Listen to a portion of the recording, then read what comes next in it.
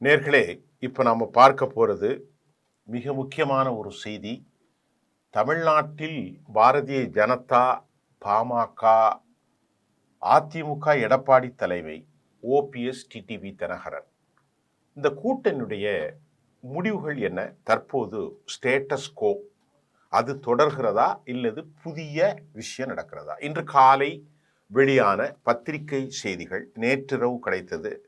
நமக்கு கிடைத்த பல தரவுகளை நாம் இங்கே பேசித்தான் ஆக வேண்டும். எடப்பாடி பழனிசாமியை ஒரு எளிதான மனிதனாக யாரும் எடை போடவே கூடாது. எந்த எல்லைக்கும் செல்லக்கூடியவர். அவருடைய கடந்த கால வரலாற்றில் ஏறி வந்த ஏணியையே உதைச்சு போனவர். எடப்பாடியை பற்றி நானோ நீங்களோ சொல்ல வேண்டியது இல்லை. மறுபடியும் சொல்கிறேன், அமித்ஷா இந்தியா லெவலில் ஒரு பெரிய சூத்திரதாரியாக இருக்கலாம். ஆனால் அவருடைய சூத்திரவாதம், சூத்திரதாரி இங்கே நடக்காது அப்படிங்கிறத எடப்பாடி ஒவ்வொரு முறையும் நிரூபிச்சுட்டு இருக்கார். நான் ஏற்கனவே ஒரு 4 நாட்களுக்கு முன்பு 170 தொகுதிகள் அப்படின்னு பேசியிருந்தேன். அதை பேசிய மறுநாள் அதே 170ன்னு எல்லா பத்திரிகைகளும் ஒரு 30 மணி நேரத்திற்கு பிறகு செய்தியை வெளியிட்டது. ஆனால் அது யூக தகவல் என்றும் நான் சொல்லியிருந்தேன். ஆனால் உண்மையில் அதிமுக 170 இடங்களை மட்டும் கொடுப்பதற்கும் எஞ்சிய 64 இடங்களை மற்ற கட்சிகளுக்கு கொடுப்பதற்கும் அவர்கள் முயல்கிறார்கள். அவற்றிலும் பொறுக்கி எடுப்பார்கள் என்பது எப்படின்னு சொன்னால், ரொம்ப தங்களுக்கு ஸ்பெஷலைஸான வாய்ப்புள்ள தொகுதிகளை மட்டும் கோவை மேற்கு, அதை போன்று சென்னை மற்றும் உண்டான சேலம் மாவட்டம், எல்லாவற்றிலும் அவர்கள் மிக மிக மிக மிக மிக கவனமாக காய் நகர்த்தி முன்னேற வாய்ப்பு உண்டு. இங்க எடப்பாடி பழனிசாமி ஒரு பெரிய வில்லன். யாருக்கு? பிஜேபிக்கு. என்னன்னு கேட்டா, எடப்பாடி பழனிசாமியை பொறுத்தவரை தாம் அரசு வெற்றி பெற்றாலும் பாஜகவின் அழுத்தம் இருக்கக்கூடாது என்று அவர் நம்புகிறார். அவருடைய பிளஸ் பாயிண்ட் இப்ப என்னன்னா, 97 லட்சம் வாக்காளர்கள் நீக்கப்பட்டது நமக்கு திமுகவின் வாக்கும், திமுகவினுடைய ப்ரோ ஆதரவாளர்களாக இருக்கும் தலித் வாக்குகளும் இஸ்லாம் வாக்குகளும் நீக்கப்பட்டது தமக்கு ஒரு வெற்றி சூழ்நிலையை குறைந்த வாக்கு வித்தியாசத்தில் ஏற்படுத்தும் அப்படின்னு நடத்துறார். எல்லாரும் நம்புறாங்க. அதை பற்றியான ஒரு கவலை திமுக மட்டத்திலும் அதிகமாக இருக்கிறது. இப்ப எடப்பாடி பழனிசாமி 170 இடங்களில் அவர் போட்டியிட வேண்டும். அதுல நான் சொன்ன மாதிரி சென்னை, கோவை, மதுரை, தூத்துக்குடி, அதே போன்று எங்கெல்லாம் அதிமுக வலுவாக இருக்கிறதோ சேலம் மாவட்டம், எல்லா இடங்களிலும் அவர் கால் பதிக்கணும் அப்படின்ட்டு அவர் உறுதியா இருக்கார். இப்ப இந்த 23 தொகுதிகள் 2 23, ஒன்று பாமக, இன்னொன்று பாஜக. அதே போல டிடிவி தினகரனுக்கு 6, அதே போன்று ஓபிஎஸ்க்கு 3. இப்போ இதுதான் வெளியானது பத்திரிகையில. இதுல என்ன உண்மை இருக்கு? இதை கிளப்பி விட்டதே, நாம உங்களுக்கு புரியுற மாதிரி சொன்னா, எடப்பாடி தான். அவர்களுடைய என்னது ஐடி விங் மூலம் ஒரு செய்தியை, பொய்யை அவர் வெளியே அனுப்பியிருக்கிறார் என்று பாஜக குதிக்கிறது, பாமக குதிக்கிறது. டிடிவி மறுத்தே போயிட்டார். இதை பற்றியே ஒரு தரவே இல்லாம எப்படி அவங்க அறிவிக்க முடியும் என்று அவர் மறுத்திருக்கிறார். ஓபிஎஸ் உடைய விஷயத்தை நான் 2வது சொல்றேன். இப்ப பாமக 23, பாஜக 23, அவங்களுக்குள்ள ஒரு பிரஸ்டேஜ் இஷ்யூஸ் கோயிங் ஆன். நாங்கள் ஒரு தேசிய கட்சி. பாமக அவங்களுக்கு என்ன ஓட்டு இருக்கு? இப்போ பாஜக என்ன சொல்லுதுன்னா, இங்க பாருங்க, 2024 நான் 18% பெற்றோங்க, தனித்து 11 பெற்றோம்.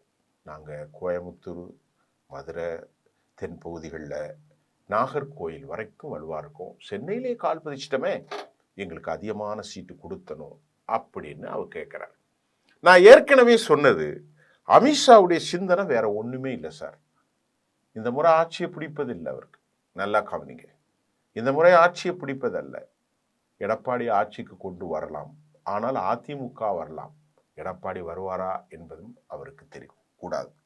ஏன்னா எல்லா மாநிலங்களிலும் அதிகாரத்தை கையாளக்கூடிய மோடி, அமித்ஷா இங்கு எடப்பாடிக்கு அடிமையாக இருப்பதையும் அவர்கள் விரும்ப மாட்டார்கள்.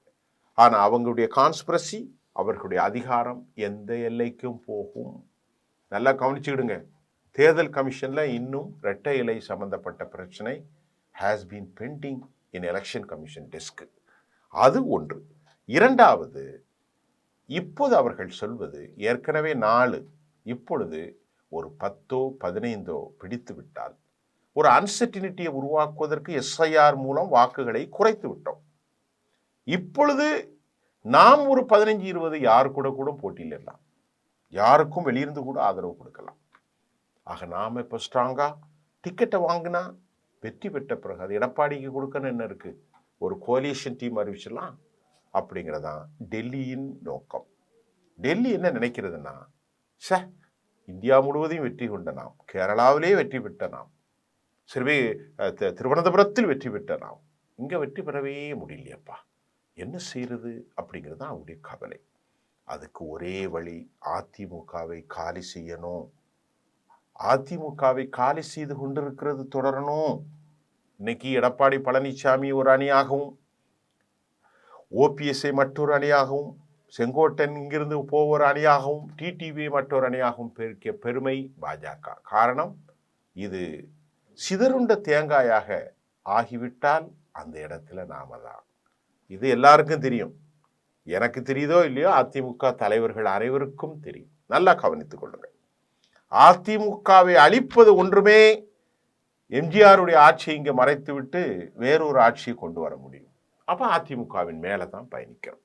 சரி, அவங்களுடைய கையாளாக வேலுமணி, தங்கமணி போன்றவர்கள், ஜக்கி சாமி அவர்களும் கூட இருக்கிறார், வாசுதேவ் போன்றவர்கள். சரி, இப்ப எடப்பாடி என்ன நினைக்கிறார்னா, அவர் பெரிய மலை முழுங்கி மகாதேவன், நாம் அதை கொடுக்கக்கூடாது. சிவி சண்முகம் போன்ற தலைவர்கள் இணக்கமாக உதயகுமார் போன்றவர்கள் ஈடுபடுகிறார்கள். ஆக பாஜக இந்த முறை குறைந்தபட்சம் 40 தொகுதிகளை போட்டியிட கேட்கிறது. ஆனால் இவரோ, நான் ஏற்கனவே 30க்குள் இருக்கும் என்று சொன்னேன், 23. பாமக என்ன சொல்கிறது, அப்பாவுக்கும் பிள்ளைக்கும் 2 பாகமாக மறைந்து உறவுகள் ஆயிட்டு, அப்பனை பிடித்து பிள்ளை ஜெயிலுக்குள்ள வைக்கிற அளவுக்கு, அவரை இவர் குறித்து அசிங்கமாக பேசுகிற அளவுக்கு இனி அவர்கள் ஒட்டும் இல்லை, உறவும் இல்லை, ஐயாவுடைய கடைசி நாள் வரைக்கும்ங்கிற ஒரு நிலையை உருவாக்கிட்டாங்க. இப்ப அந்த கட்சியினுடைய மணி என்ன சொல்லியிருக்கிறார், என்கிட்ட பேசாம எப்படிப்பா நீங்க 23 அறிவிச்சிங்க அப்படின்னு அவர் கேட்கிறார். அப்போ திரு டிடிவி ஐயா அவர்கள் என்ன சொல்றாங்க, இந்த மாதிரி ஒரு நடந்ததே தெரியல, அப்புறம் எப்படி நாங்க 4 சீட்டுக்கு 6 சீட்டுக்கு ஒத்துக்குவோம் என்று டிடிவி தினகரன் சாரும் அவங்களும் சொல்லிட்டாங்க. இப்போ பாஜக கொதிநிலை. இதற்கு இடையில மிக முக்கியமான தகவல், ஓ பன்னீர்செல்வம் நேற்றைக்கு 3 சீட்டை சொன்ன உடனே கொதி நிலை அடைஞ்சி ரொம்ப அதிருப்தி அடைஞ்சி பாஜக மீது இவ்வளவு கேவலமா நடந்துக்கிட்டாங்களே அப்படின்னு அவர் என்ன பண்றாரு, அவசரமா மூத்த தலைவர்களை கூட்டுறாரு, பண்ருட்டி ராமச்சந்திரன் எல்லாரும். அவங்க முடிவு என்ன செய்யறாங்கன்னா, 90% பேர் நடிகர் விஜயோடு கூட்டணி வைக்க வேண்டும், 10% பேர் திமுகவில் கூட்டு செய்ய வேண்டும். ஆனா இந்த ரெண்டையும் ஏற்றுக்கொண்ட ஓபிஎஸ், முன்னால ஏன் முடிவு, இப்ப ஏன் முடிவுலாம் இல்லை, நீங்க சொல்ற முடிவு தான், பால உங்க கையில கொடுத்துட்டேன் அப்படின்னு மெதுவா நிலைவிட்டார். இதுக்கு காரணம் என்ன தெரியுமா, கையில ஒரு பைசா செலவு பண்ணக்கூடாது. யாரு, ஓபிஎஸ். அதுதான்னு சொல்லப்படுது. அப்போ திமுக கூட சேர்ந்தா எம்ஜிஆருடைய எதிரிகளோடு சேர்ந்ததுக்கு ஆளாகும். இல்லை, அப்ப எங்க சேர்றது, மாவட்ட செயலாளர்கள் யாரும் சொல்றாங்களே, நாம எம்ஜிஆரை எப்படி பேக்கெட்ல வச்சுக்கிட்டு செங்கோட்டையன் அம்மா படத்தை வச்சுட்டு போய் சேர்ந்திருக்காரோ அப்படி இங்க சேர்ந்துக்குவோம். நமக்கு ஒரு வலிவு இருக்கும், ராமநாதபுரம், பெரியகுளம், அதை மாதிரி கம்பம், தேனி, மதுரை எல்லா இடங்களிலும் முக்குளத்தூர் வாக்கள்ல நாம ஒரு தலைமையா இருப்போம் அப்படின்னு சொல்லப்படுது. இப்ப நிச்சயமாக குறித்து கொள்ளுங்கள், எடப்பாடியோடு அதிமுகவில் பிரிந்தவர்கள், குறிப்பாக டிடிவி தினகரனோ ஓபிஎஸ்ஐயோ அவர் சேர்க்க போவதில்லை. அப்படி சேர்த்தாலும் உன் கூட வச்சு நீ கொடுத்துக்கோ அப்படின்னு சொல்றார். அவ்வளவு எளிதாக அமித்ஷா வகராக்கள் மனநிலை பாதிக்கப்பட்ட நிதிஷை அவர்கள் உருவாக்கியதை போன்று இங்கே உருவாக்குவது இல்லை, அதுக்கு சாத்தியமும் இல்லை. இப்போ அந்த 23 குறைய போகிறது. அவர் வலுவாக ஒற்றுமை இல்லாமல் பாஜகவோடு சேரும் வரை அதிமுகவுக்கு வாழ்வியல் இல்லை. இப்போ நடிகர் விஜயோடு கட்சியில் சேரப்போகிறார் என்ற செய்தியும் வந்திருக்கிறது. யார? ஓபிஎஸ். அவர் கூட்டணியில் தான் இருக்க போகிறாரா அல்லது கட்சியில் சேரப்போகிறாரா தெரியவில்லை. ஒரு கால் செங்கோட்டையனும் கூட இறுதி நாட்களில் நமக்கு 75 வயசாயிட்டு, புரட்சி தலைவரோ அம்மாவோ இல்லை, இனி இவர்களோடு சேருவோம், தம்பி இளைஞரா இருக்காரு அப்படின்னு போய் சேர்றதுக்கு அதிக வாய்ப்புகள் இருப்பதையும் மறுக்க முடியாது. இன்னும் பல முன்னணி தலைவர்கள், செங்கோட்டையன் போன்றவர்கள், இன்னும் ஓபிஎஸ் அல்லாமல் பல முன்னணி தலைவர்கள், திருச்சி வேலுசாமி போன்ற தலைவர்களும் கூட இன்றைக்கு விஜயோடு சேரப்போகிறார்கள். இவர்களை எப்படி கையாள போகிறார்? தமிழ்நாட்டில் இவர்கள் முட்டி மோதி ஒரு கதையை முடிக்கும் வரை வலுவிழந்த நிலையில் பாரதிய ஜனதா கூட்டணி செல்கிறது.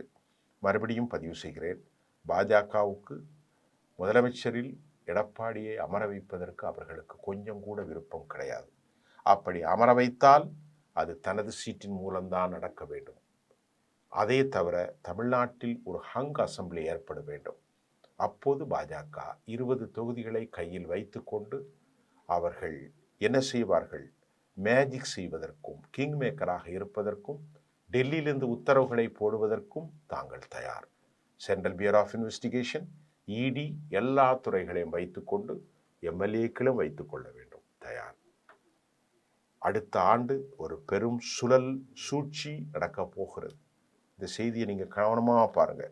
இதில் எந்த மாற்றமும் இல்லை. எஸ்ஐஆர் ஏற்படுத்த போகிற தாக்கம் நாம் அறிய முடியாது. 23 விழுக்காடு பெறுவாரா தெரியாது. ஆனாலும் பரவலாக அவருக்கு வாய்ப்புகள் உண்டு. ஆனால் பூத் களத்தில் வலுவிழந்த நிலையிலே யார் இருக்கிறார்? விஜய் இருக்கிறார். ஆனால் பன்னீர்செல்வம் பூத் கமிட்டியிலே சேர்த்தால் நல்லா இருக்கும் அப்படின்னு சொல்றாங்க. ஆதவ் அர்ஜுனனை வைத்துக்கொண்டோ, ஆரோக்கியசாமியை வைத்துக்கொண்டோ, மற்றவர்களை வைத்துக்கொண்டோ விஜய் அரசியல் செய்யவே முடியாது. அடிப்படை தொண்டர்களை பூத் கமிட்டியை வலுவாக்கும் வரை அவருடைய வெற்றி கேள்வி. ஆனால் சாமானியமாக அவருக்கு வாக்களிக்கும் எண்ணிக்கை அதிகரிக்கலாம்.